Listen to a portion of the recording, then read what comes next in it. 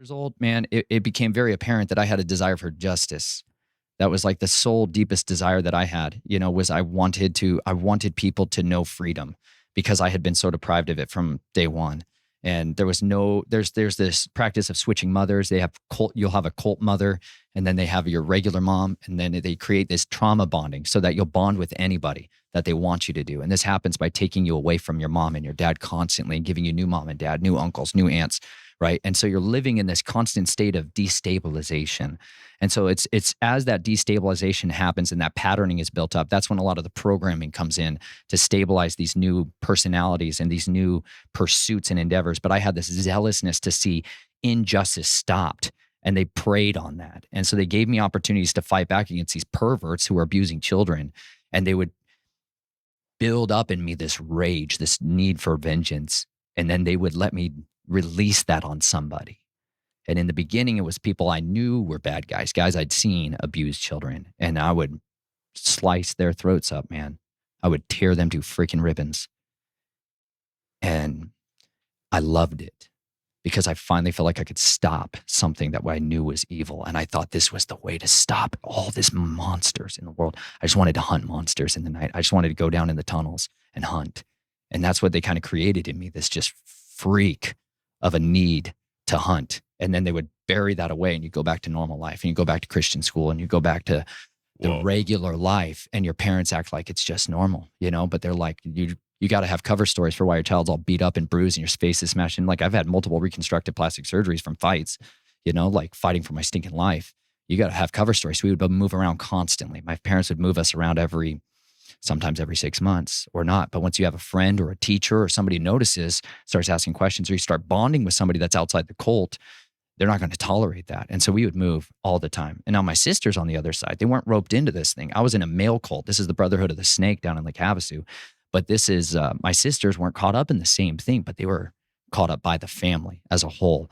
And so this carried on, and we moved into this place called Show Low Pinetop, Lakeside, Arizona. And this is where an area, they would move to these specific high places where the veil is really thin. There's a very famous story about a guy who had an alien encounter out there, Snowflake, Arizona. And this is an area where I was right on the Apache reservation. White Mountain Apache Reservation was 100 yards from my door. And they would go out into the Apache reservation to these specific high places and do these rituals and this ritual magic. And a lot of that involved. That was when it was the worst to me, because I was old enough to understand how vile what was happening, in ritual magic. And at the same time, I was the most readily influenced by the family side of the equation. I thought the family and the military was the way out, but I hated this occult side of it because I saw men become monsters physically in front of my eyes. Other things come out of people's mouths. Other things come through their eyes. Like I witnessed enough transfiguration to know that this stuff is 100% stalking in the darkness. And I don't want that to rule me forever, but it was hard to not resist. You're in it. Well, so, all right, seeing things like that, like you say, all right, so you said you saw men become monsters. Is that metaphorically or literally? It's literally. I've seen men do nasty things like an animal, but then I've seen men become not people. Like literally not change. be the people. Yeah. Okay. And there is like lycanthropy, and there's these understandings of what the watchers are capable of doing that most people are just woefully ignorant of. And that's why they're perishing, is because they lack a basic understanding of history. And one of the predominant understandings of what a watcher, specific class of celestial beings, is capable of is augmenting itself. They can shapeshift. That is by their nature. They're literally called metaskizmadzotoi in the Greek in the New Testament. And it's because he says it's marvel not, because Hasatan you could say like transforms himself. That's a good word for it. But he shapeshifts himself into an angel of light. And his messengers, his apostles, disciples, they do the same thing. And he's like, this is because they are capable of becoming anything they want to be in order to deceive on one side of the equation. And that's what they'll do. And so when people start engaging in these necromantic rituals and other stuff, and they start to seek the embodiment of these celestial ones, they can get these things on them and in them, and they can't contain them. And some of these guys who are messing with this stuff, who don't come from the bloodline, are incapable of cohabitating like a parasite and they feed off of each other and they can't handle it. And so that's why families are recruited from these bloodlines and children are recruited out, even if they don't know anything about it. Like you said, the vast majority of people who come from these bloodlines, there's a lot of muddying of the waters. There's a lot of purity that's been changed. There's a lot of half breeds. There's a lot of quarter breeds, right? There's a lot of people that don't know this stuff and they start to get into lesser magic. And all of a sudden it's like the doors of everybody open to them. But that's why. It's because they can host these things better. Whereas those that don't, they get taken over by this stuff and they can't change back. They can't return, in a sense. Like people become completely possessed and are incapable of expelling the darkness after that. And who do you turn to? You're going to go to the Catholic guy who's all into the same thing that you're into, like most people don't understand what a real deliverance is required for somebody that has gone down this far down where they are the consuming people. Like that's a deep, devastating psychological, spiritual shock, physical, your liver, like the health. This is why I'm huge into health, because I've physically had to try to find ways to help people who have done all of these things. Like the consumption of human blood does horrific things to the human body. And this is a major practice within this. These families do drink blood. That's why we have these vampire class of people. It's not some kind of myth. People consume blood in order to extend their life force. Like this is a normal thing. You got billionaires today who admitted on Joe Rogan podcasts and other places where they're like, yeah, I used the blood of my son and all that. Like, you don't understand. This is a religion, and this is a highly effective means of augmenting yourself. And so these watchers will give people this power. Their priest class will dispense that to people who want to go into, like what I come from down there in the Apache reservation was the people that slip between realms and become animals, and it's you are hitting things that are confirming so many things that like I speak hypothetically about, almost in the sense that like I believe, but I can't prove kind of thing. Mhm. But like for instance, or sometimes the same. I would say it like this. The reason that there's these First Nation people have preserved these priest class, right? Just all across the world. This isn't just like localized to white European people. There are people here who practice this type of same old religion, and they call them skinwalkers. That's a name for them, right? But these witches and warlocks that practice these things, they go and rob graves and they take the infants' bones out and they grind them into powders, and they use that as poisons, like that. So the Jesuits was this like massive assassination team training group that was operating there that started training me. Well, then it was like you needed to learn this spiritual side of assassination and hunting and stalking. And that's where the skinwalkers and the Navajo and the Dene are like they have a different priest class that does that. And so that's what I got put out there for, because they do stuff like slipping between realms. We call them shadow walkers in the industry. Like these are guys that have this means to go between spaces. And so where you can't hear them, you can't see them, you can't detect them. They're not on thermal, but there's certain types of ways that you can detect them. So it's like you have to get kind of raised up into these arts. And these are like, this is why we call it like, this is to me the realm of Azazel. I'm just convinced that this is all Azazel's kingdom in that realm, and that side of it. And people are just branching off of his tree of knowledge of good and evil side of it, and he's ultimately the one that was teaching men these ways of war in that sense of it. But like, just like with what happened with Nebuchadnezzar, man, they cursed him with lycanthropy. Daniel warns him, hey, don't go down that road. You got a dream from the Most High. Don't do it. And he did it anyway. He said the watchers are going to curse you. And that's literally what they did, man. They cursed him and made him a beast. They took him down the lycanthropy road, because that's what they do, man. His hair grew out. His nails grew out. Like he became a different thing that if you and I spotted it on camera, we would say it's a cryptid. We would call these things cryptids because we don't have a proper working knowledge of history and understanding why people called these things these names. But the vampire side of the equation, they tend to be much more human masquerading, whereas you get much more feral production when people start to take this other route of becoming a beast. That's kind of the options that they give people in that world. But I believe a lot of the guys that you see out there or who are experiencing these things, they're loose assets for families. Like these are guard dogs on estates. Like that's literally, there was a training program I had to go to when I was 9 years old, and we'd go up to this farm in Michigan that was in the family, my dad's cousin, and they train all of these police, military, law enforcement, and VIP protection dogs, but then they have other cages that are man-sized cages for other stuff because that gets brought in by the families, and it's like some of these are people that are just beasts. like physically people that are like not like the rest of us, strength wise, speed wise, power wise, intelligence wise.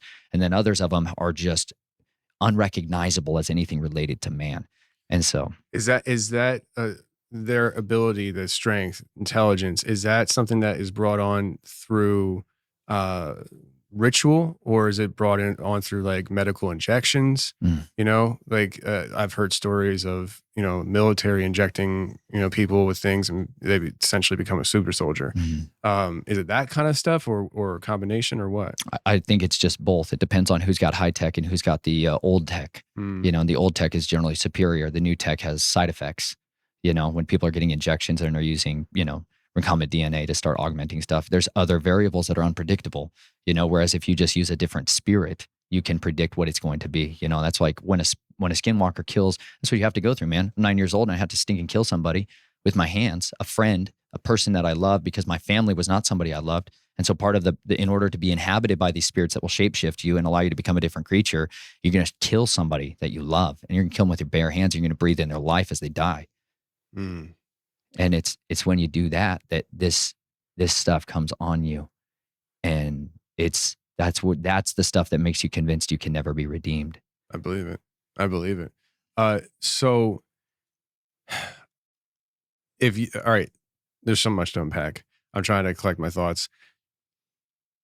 Let's just go with the assassin route. You were a kid being trained to do that.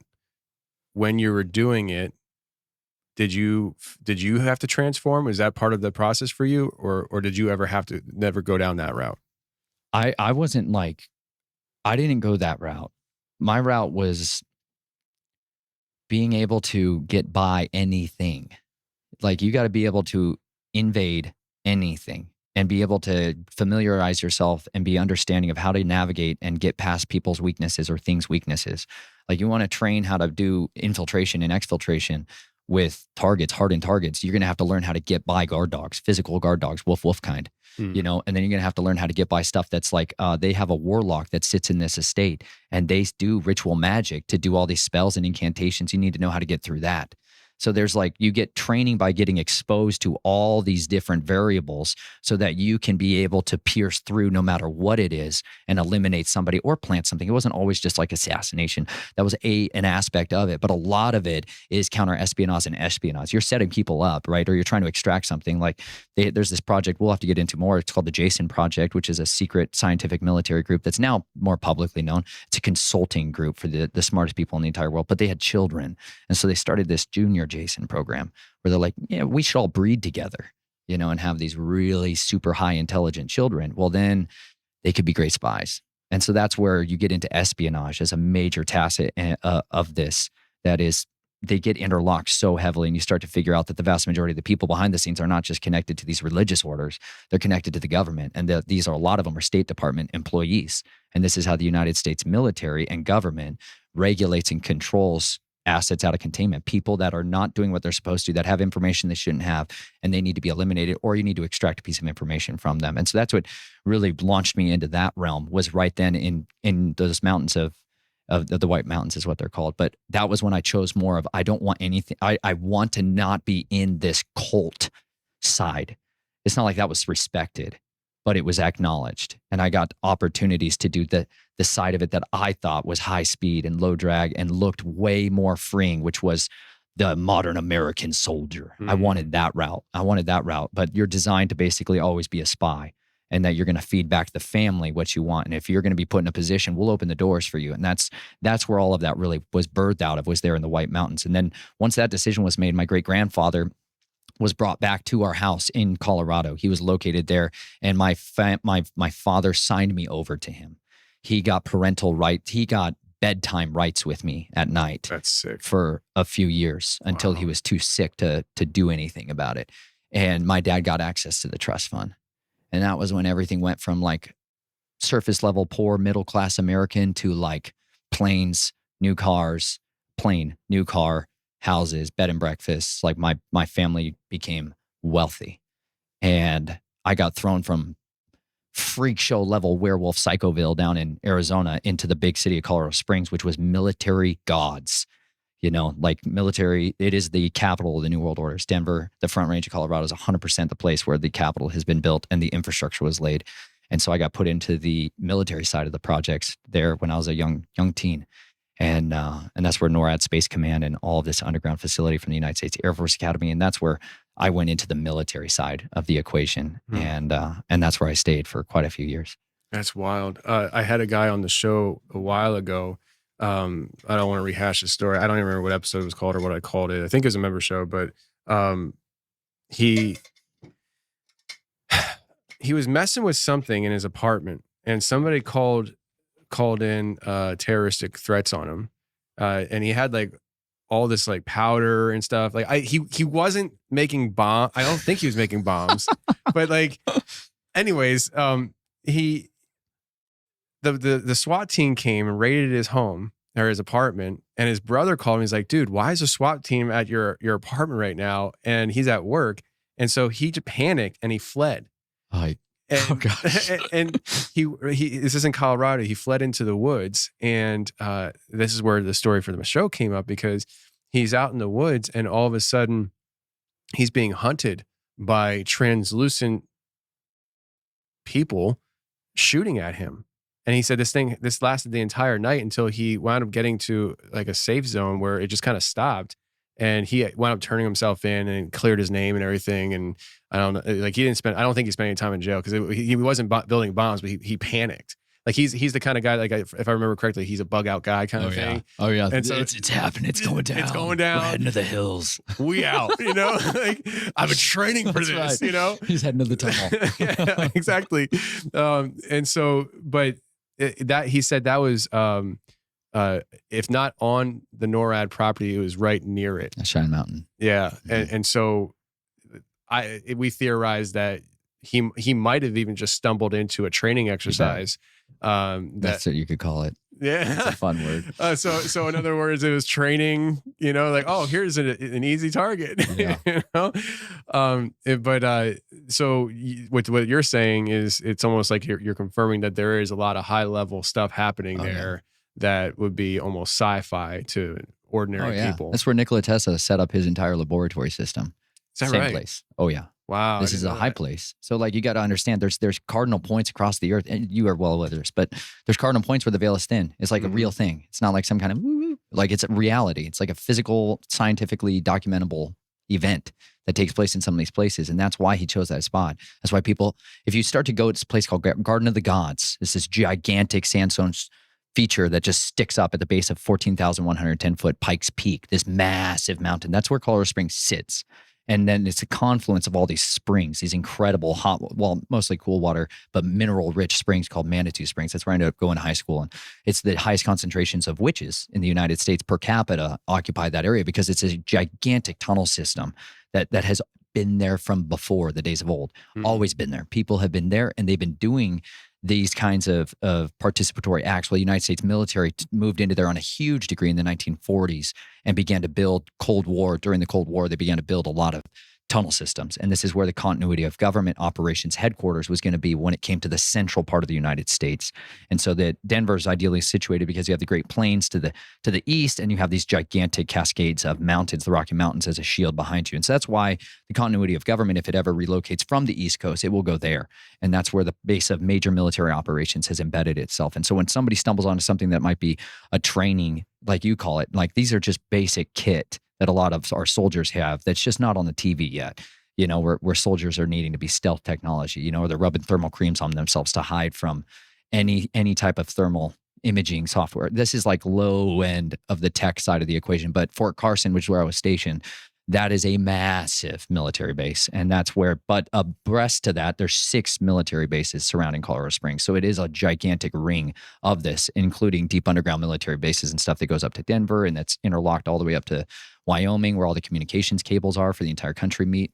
So it's a really big area for all of that. And then you have all of the spiritual side of stuff that starts in the mountains, in particular in the Front Range and Rampart Range Road. So like my family ended up moving into this little town just outside of Colorado Springs, and like giant 5-pointed star, cardinal point, where everyone gathers on the high days, all the witch crap, right? all that stuff goes on in there, and that's embraced out there culturally. It's like the norm, and it's like normal that your children are part of this stuff. And so it's good to raise children in sick families in that environment. And so that's what that hub caters to. Whereas Colorado Springs on the other side is focused on the family, and it's like die-hard Christian side, and it's like, yeah, but all the creepy occultist people are on that side in Manitou Springs. We keep them over there where they have their coffin races and all the rest of it,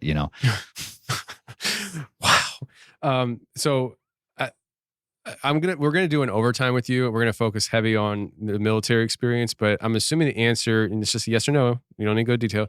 Have you ever been in an deep underground base? Yes. Of course you have. I figured you have, and it's probably not once. So, I definitely want to get into that for the overtime for sure. I want to kind of backtrack a bit to a couple things. One, you mentioned about people transforming their bodies, and that lichen is definitely that route. We've had people on the show, lots of people who have encountered these dog man type creatures. The one that comes to mind is episode 335. Kyle was the groundbreaking episode for me going into the dog man topic. I've had it before, but this was just like, whoa.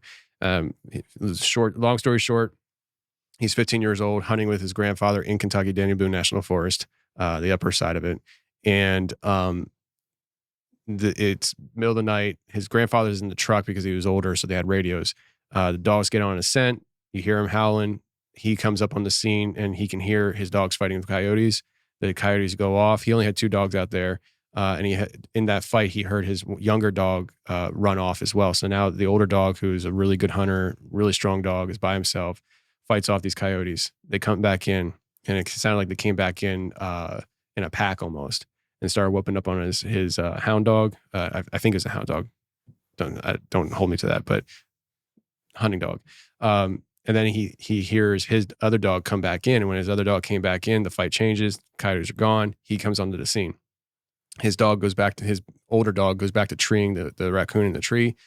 He comes over, pats him on the head, and he hears his younger dog behind the tree chowing down on a coyote. He goes around the tree, and it's not the younger dog. The younger dog never came back. This was a very large dog on all 4. He said it was so big that it was holding a coyote by the rib cage in its mouth. And he said that when he came up on it, it looked at him, and it stood up on its hind legs, took chase. That it unfolds a whole scene where basically his hunting dog saved his life. His hunting dog did survive, but barely. And he thought his dog had died at some point.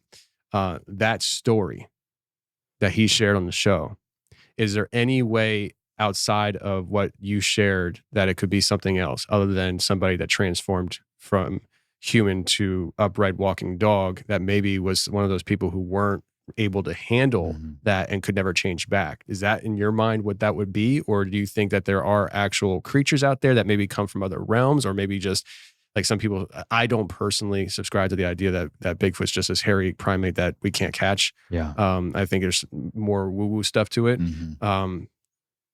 Do you think it's along those lines? What are your thoughts on that side of stuff? That's a great question. Man, that's brutal. Because I think on one side of it, I think we really do have an entire subspecies of creatures that do exist mostly inside the earth, and they are not readily surface dwelling anymore. And I do believe, like in Lake Havasu City, Arizona, man, inside the London Bridge is a massive room, like a throne room, where they engage in this magic. But this Brotherhood of the Serpent, they call upon Nahash, the dragon. And would that be in normal terms Satan? Yeah, most people know him as Satan, right? Yeah. But like there is a great red dragon. Like it's a physical, that's what he looks like in reality. He was cursed, and man, he made him a monster. Yahweh made him a monster. And they would commune with these things. There's 13 grandfathers take 13 of their grandsons, and they bring them into these rooms and do these things on these specific times and rituals for all kinds of stuff. But the dragons tell them the future. This is like always what they've been able to do, is like Satan leads Yeshua up onto a great high place and says, I shows him all the nations of the earth and all their kingdoms and their reigns in a moment of time. He shows them the future. That's what they do. They can show you what's to come. This is why we get hunted by them. He knows if we're going to be part of his adversaries. He knows if we're going to be on his enemy list. And that's why he targets us at our youth. That's what's so happened. So many people, they're like, why has my life been a nightmare from the beginning? It's because you have a purpose and a destiny that adversary absolutely categorically does not want to come to pass. It's a real life Terminator scenario. And so he sends his assets in to destroy people, to ruin their life. And that those meeting places happen when they sit down in these rooms and they try to call up these creatures. It's from inside the earth. It wasn't like ethereal mist. They were physical things that would come out of these tunnels, and they would come into the room and they would consume the offerings that were given there. And then the words of the Nachash would come forth, and they would prophesy to these guys. Like, they would prophesy out of the mouth of the serpent what each one of their life callings, their shots. He's the shot caller, man. It's like a pimp from prison. He's calling the shots, and you had a bunch of fallen watchers that were in prison in Tartarus for a reason. Yeah, but they got ways of getting messages out, just like the cronies in jail today, you know. And that's what a lot of people are dealing with. They think they're dealing with the top dog, and they're like, I'm finally into the big game. And it's like you're dealing with, you know, a private in the hierarchy, but he can masquerade like a general. And so some people are really dealing with death himself, and some of them are dealing with one of his princes. And this is what my family's covenant was with the dragon. They didn't mess around, man. They went all the way to the chain of command. They uncovered a bunch of my great-grandfather's grandfather was an archaeologist who dug into the Indian mounds out in the Ohio River Valley. And they started finding a priest class that was these serpent worshipers. And that's what they started calling upon. And they started trying to wake up and rise up Huachiblos, which is these deities, these dragon fire deities that This demand. is in Ohio? Where these mounds were found is the Ohio River Valley. Yeah. Are we talking about serpent mounds? Yeah. Well, this wasn't specifically, not that I'm aware of that it was specifically a serpent mound, but it was a mound that was in an area that was now being farmed. Okay. And so whether or not it was specifically a serpent mound, it was not identified as that. But they ended up finding a lot of these ancient tomes. They found the writings of this priest class, and they started using their magic to call back up these fallen ones. And they were, the part of the trade is the priest class has all this secret knowledge that they then use to rule the kings with. And that's what they wanted. So that's how the Reynolds family, this is also documented in a book called The Gilded Leaf by Patrick Reynolds, who was a bloodline descendant specifically and in the actual inheritance of the Winston cigarette company, you know, the tobacco empire that ended up buying Nabisco Foods, that ended up running the world. What relation is it to you? Like an uncle? I don't know that I am a bloodline relative of that guy. Oh, okay. Patrick Reynolds specifically. My Reynolds family is the one that does the black gold stuff, all the secret, disgusting, dirty money. They're the white launderers of the money, right? But you got to have your seedy, corrupt group. And that's what my family did. They did all the dirty stuff. Wow. And so but in his book, in his firsthand account, they talk about the Joshua coin and them using a coin that was from Judas that he betrayed Yeshua with, and the 30 pieces of silver that was the blood guilt money. They would touch that silver coin to anything they wanted, and it would grow an empire. The cost was always massive bloodshed and a massive demand of life. And that's always what the serpent required. He wanted life. And so, like, on one side of the equation, that's what they used to build the Reynolds empire. That's what they used to go down Alcoa and all the aluminum industry and all of the stuff they spray on us and the stuff they poison us with and inject us with and all the variables of complexities of targeting that they've done against us. That all comes from that covenant that those two brothers sat down, did, and entered into a blood covenant with the dragon, man. And this is what the fruit of it was. Well, my family entered into that on a different route through this priest class thing. And that's what they would practice down there. And that's the same old religion that people have been using a long time. So on one side of it, I've seen physical beings that are definitely not like our animals up here come out of these spaces from inside the earth. I've seen in deep underground military bases, dogmen, like you would kind of describe them, some more humanized. And I think a lot of those were experimentation and genetic splicing. I think a lot of that was gene editing stuff that I've seen. But I do believe that some of these things are holdovers from the old days. They're the last of their kinds, and they've been breeding them, right? And I believe that that's the stuff that's prophesied that's going to come back out and cause the hearts of men to stop for fear of looking after these things that are coming up on the earth. You know, that's why everywhere I went throughout my youth, I could go to these tunnels and these caves and call out, and I could hear them, and they would call back, you know, and it's like it's a seductive power that draws you back into it. You could call out to them? Like, yeah. Was it like a language or a sound or what? Oh, yeah, man. You can learn to call to them. You can go out here in these hills out here and do it. You can still do it tonight on these full moons and stuff. You can start calling out, and you'll think you'll hear coyotes at first, and then all of a sudden it's a totally different, you know, it's a different sound that starts to resonate. And then it's a different one that calls off from over here, right? You got to understand, some of these guys that you think are just neighbors and stuff or just people, like, this is what they keep in their barn, you know? Are they This is the Can you stuff kill they them? keep. Yeah, absolutely. You know, I go out hunting for these things. I understand. I understand completely, man. That being said, I got hooked back into it with Timothy Alberino and Steve Quill and a lot of these guys when I was married and my wife didn't know anything about this whole stinking world of who I was and everything else. How'd And you meet your wife?